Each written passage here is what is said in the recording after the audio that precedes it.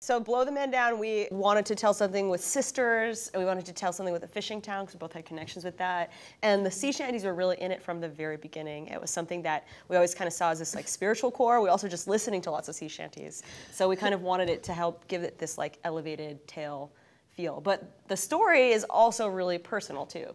We kind of like say that it's like a what would you do for your sister fantasy fulfillment. Yeah. You know, like how far would you go for her? And so so many of the characters in it are really like pulled from our own relatives. It's even though it's like a murder brothel comedy horror.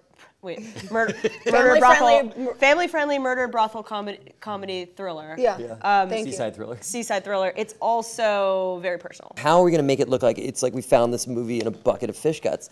Well, it's like one of the first shots too. Totally. Close-up, yeah. In the guts. Yeah. And like it's like literal. And then once we started talking, these guys had like this giant like look Bible called like a spirit guide, and it had like all these like hundreds of amazing images of like tableaus, paintings of women, generations of women, older women's faces, like women looking out at the sea, like all these beautiful, and then also like photos, series of like lobster fishermen and Edward Hopper paintings and like music and like all this stuff where like I started realizing like, oh, they want to tell a tale and like there's like a timeless quality in this, and I started thinking about like how to photograph women and like what they're trying to say about like how we're trying to show women and generations of women. And so I mean that's like for me at least, that was the beginning of like when I came into what you guys had already been brewing for years, I guess, you know. And they had already scouted some different towns, and then we went together and scouted I think just 2 remaining towns. And on that scout I brought like a Super 8 camera and shot a bunch of Ektachrome.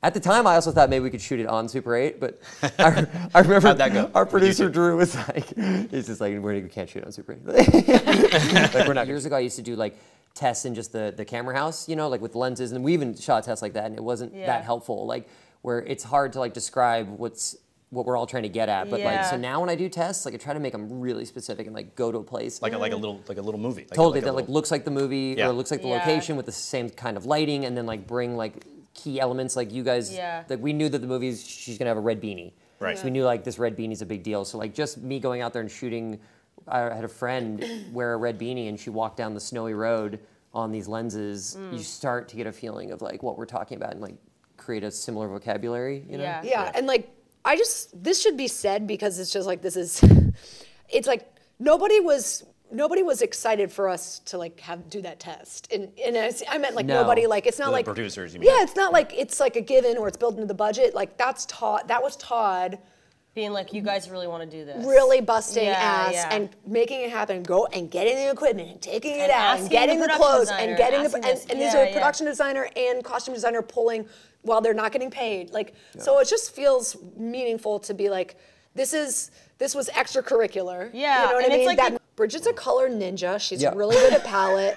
No, she really is. It's a blessing and a curse. She really is good. I get stuck on color. She gets stuck on color, and she's really good at it. But we had so many cool images to pull from. Well, we looked at a lot of paintings, like really like some Matisse stuff where like it was like the woman's in the same color as the thing, and we had this phrase that was, we like what we like. We like what we like, Actually, it's taken from reality too, because I remember going to my Aunt Priscilla's house. Our aunt's house. My Aunt Priscilla, she's got floral wallpaper and floral curtains, and then she's got floral plates, and then she has her floral it's like the hydrangea. The floral painting hanging on the floral wallpaper. Oh my God, really? It's so East Coast. It's like hydrangea, like reflected in everything. Yeah. So we were like, more is more. More is more. Yeah, and so we're like, when you have, you know. Even when you're in a bar up in like a sea town, you're like, well, they're gonna do lobster nets on the wall. They also have buoys in the ceiling, and this. Yeah, you know, that it's was just definitely. Like we like what we like. We like what we like. So we would just be like, but so we would like just. And we also loved matching people to their backgrounds. Yeah, matching people to their backgrounds. That's what I noticed. Isn't it? Totally. Yes, But which is actually part of the themes of these underestimated women. They blend in. You know, in. of just being like they blend in. They've been there the whole time.